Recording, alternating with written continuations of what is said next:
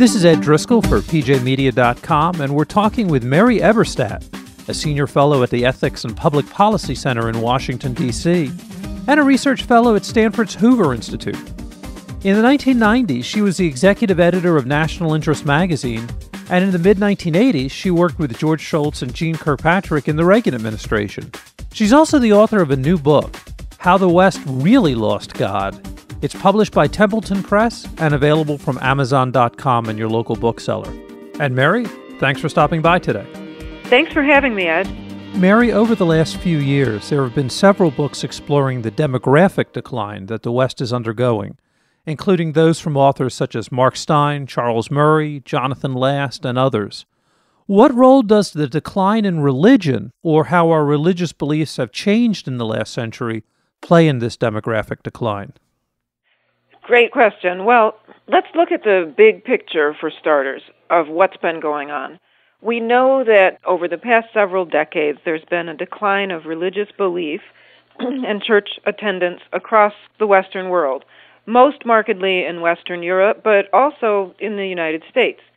And up until now, there's been one prevailing explanation for this, and the explanation comes down from the Enlightenment, and you heard it from the New Atheists most recently. The idea is that religion is a superstitious thing that will eventually die out as people become sufficiently educated and rational and enlightened. And this is what a lot of sophisticated people believe, obviously. The purpose of my book is, first of all, to hold that explanation up to the light and to ask whether it's true. And I argue that it's not true, and it's not true for several reasons, any one of which would deep six the prevailing explanation. But just to focus on one, that explanation would suggest that religion is a function of the lower classes, that belief in God is something that poor people do. Or if you remember, Ed, that famous quote from the Washington Post, it was just about 10 years ago that a reporter wrote that the followers of evangelicals were, uneducated and easy to command. Do you remember that? Yes, easy to command, easily led, yeah. Easily led. Yeah, that beautifully summarizes the stereotype of religious believers as being people who just haven't gotten the word yet, just haven't gotten sophisticated enough to get rid of God. But it's actually not only not true, but the reverse is true. In the United States today, as you can see from perfectly secular social science, you are more likely to profess belief in God and to go to religious services the higher up you are on the socioeconomic ladder. Now, that is something that a lot of people don't know, and a lot of people suspect the opposite to be true. But it's not only in the United States. This was also true in Victorian England, for example, and I quote a bunch of British historians to make this point in the book. Religious belief was more likely at the top of the socioeconomic ladder than at the bottom, and it was better off people who were populating the churches. Now, this isn't to say anything about the bottom of the socioeconomic ladder, but the reason this matters is that if this is true, and it is true, then it goes to show that money alone doesn't drive out God. And education alone doesn't drive out God. So the whole story that is believed widely across the West about how God has been driven out of parts of the West is wrong. And what I try to do in the book is suggest an alternative theory that revolves around something much more mundane but completely overlooked by conventional sociology, and that is the family. And what I argue is that the family is the best predictor of Christianity's fate in the world. And in times when Christianity is strong, the family is strong, and in times when it's in decline, as Christianity is now, you're witnessing family decline. Family decline and religious decline don't happen in a vacuum. They are side by side, and the same is true of family and religious prosperity. And that is the basic message of the book. Mary, I get the impression from your book that we're simplifying things when we say that intellectuals killed off God in the late 19th century, because that implies that it was a static, one-time event, and that it's more accurate to say that religion is being actively suppressed to this day. Could you talk a bit about the difference and what it implies? It's true. Religious believers have been taking a beating in the public square before the new atheists appeared, but then especially at their hands. And now, arguably, we have an administration in Washington that is more openly skeptical of religious believers, arguably more hostile to them than any administration in history. So there's a lot going on out there. When we look at Europe, we see that Pope Benedict was dogged by protests across the continent when he traveled. This sort of thing also never used to happen. So there's a kind of open hostility out there toward religion that wasn't there before. And again, I would trace this to, depending on which term you want to use, the phenomenon of family decline or changing family patterns. When people turn out to protest the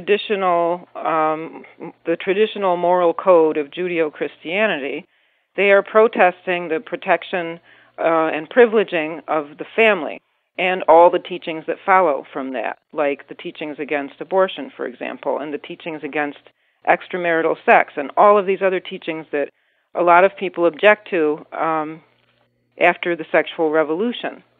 So there is no doubt here, too, that the open hostility toward religion is tied up with the decline of the family, the changing of family patterns. And so once again, we see what I call the double helix of family and faith. We see this relationship between the churches and the family that really can't be disentangled because both things are powering each other.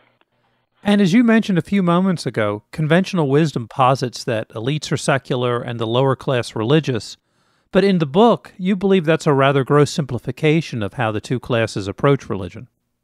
Well, there are pockets of the elite that are far more hostile toward religion than the rest of society. There, for example, it looks like certain kinds of scientists are like that. Ivy League campuses, to take an example, are like that. So the picture is definitely mixed. You see strength and weakness there. The picture is also mixed when it comes to the churches themselves, because in a very interesting phenomenon, to get back to your mention of Jonathan Last and that very interesting book of his about population decline, there's something very interesting going on out there that I don't think the aggressively secular people in society have taken account of. And that's the fact that for whatever reason, secular people don't have children. Religious believers do. And the more religious they are, the more likely they are to have children. So what this means, Ed, I think, is that down the road, we're looking at something really interesting that we haven't seen before, which is an increasingly polarized world, where the children of religious believers are going to be more and more the population of what is, at the same time, this demographically declining Western world. So you're going to have more aggressive secularism on one side, but more populous religious belief on the other. And that's going to make for a very interesting time, I would think. We tend to think of religion's decline in America as beginning in the 1960s and the rise of the New Left, and they're waging the culture war. But beginning in the mid-60s, traditional religion began to be supplanted in the West by various forms of New Age spirituality. The Beatles discovered the Maharishi, radical environmentalism with a spiritual fervor began to take off, and in his famous mid-1970s Me Generation essay, Tom Wolfe explored the connection between psychedelic drug users and their rather idiosyncratic attempts to find God. How do these New Age-style religions factor into the equation explored in your book? Yeah, that's a very interesting phenomenon, I think. Well, there's no doubt that human beings are theotropic, to use the technical term. They lean toward God. They lean toward the idea of God. Obviously, not all human beings, but throughout history and across cultures, that's a defensible proposition. So what you see, I think, in the New Age and other movements of environmentalism, radical environmentalism, etc., all the things you named, I think what you're seeing there is attempts to be religious but also have the sexual revolution. Because part of why people found the churches less palatable was that if you wanted to embrace the sexual revolution, obviously the traditional churches frowned on that and said it was a no-no. So I think what people being, just generally leaning toward God or gods in one way and another, what they've been trying to do is reinvent the wheel and find themselves spiritualities and religions that get around the problem of the traditional Christian moral code. Now, that's all well and good, but what those kinds of expressions of spirituality don't do is reproduce themselves. People don't, as a general rule, become successful purveyors to their children of New Age religions. And people who, no matter how spiritual they think themselves, don't tend to hand that down through the generations so that 4 generations from now, somebody can point to a rock somewhere and say, that's where my great-grandmother had her first Druid experience. For whatever reason, the churches are a lot better at institutionalizing this sort of thing. So that's one big difference between the New Age expressions of spirituality and the traditional incarnation of religion in the churches. One gets passed down and the other doesn't.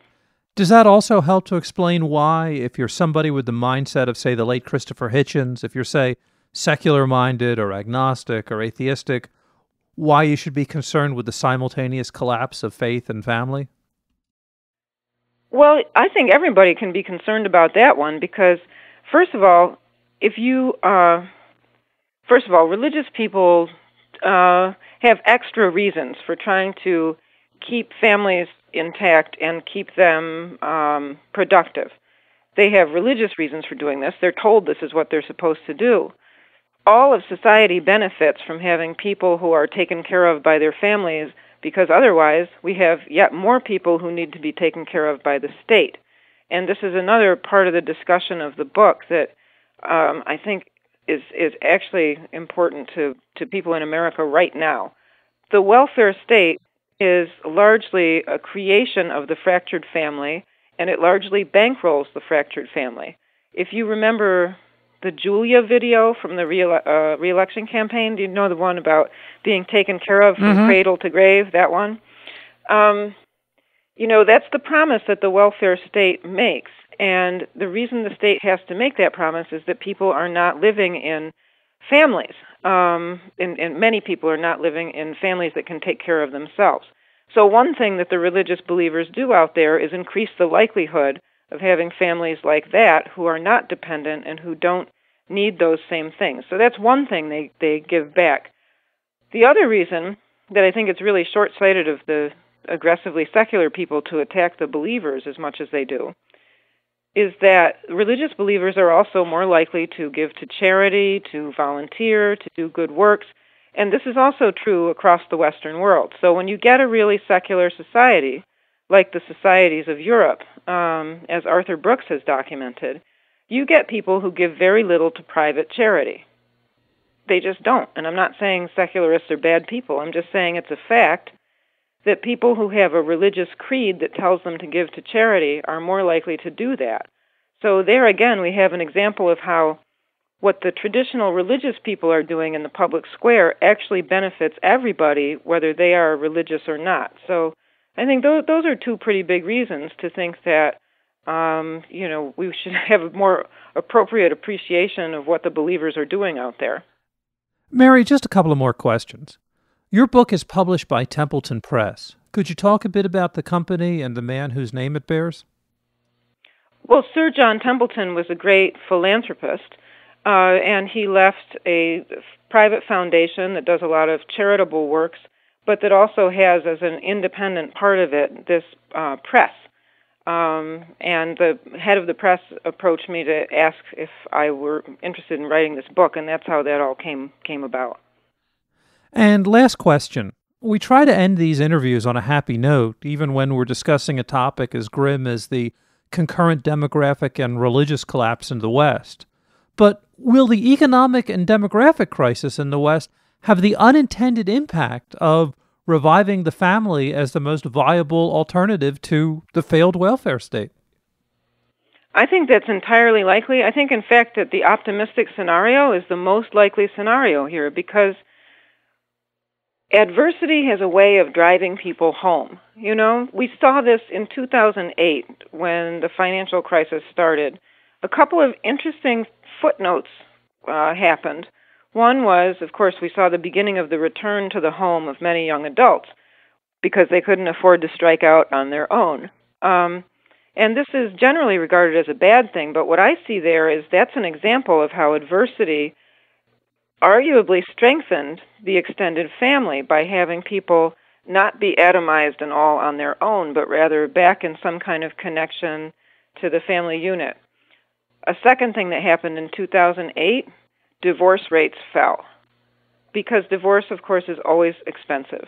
And in a time of adversity, some people rethought their plans and held off on that. And divorce lawyers themselves commented that they were seeing less business because people in a bad economic time were less likely to go for divorce. So these are, of course, inadvertent things, and we don't hope for a financial catastrophe. But given how problematic the big welfare states of the Western world are right now, and given what's going on in Europe, and with the constant questions about whether these kinds of states can be sustained by a very small and shrinking taxpayer base, it's very likely, it seems to me, that down the road we see a restructuring of the welfare state, and with it a return to the more organic bonds of family and church and small communities that people have not had to go to because they've thought that the state could take care of it all. When it turns out that the state can't, we're going to see a very different ballgame out there. This is Ed Driscoll for PJmedia.com, and we've been talking with Mary Eberstadt, a senior fellow at the Ethics and Public Policy Center in Washington, D.C., and the author of the new book, How the West Really Lost God. It's published by Templeton Press and available from Amazon.com and your local bookseller. And Mary, thank you once again for stopping by today, and good luck with the new book. Thank you very much, Ed. Thanks for having me.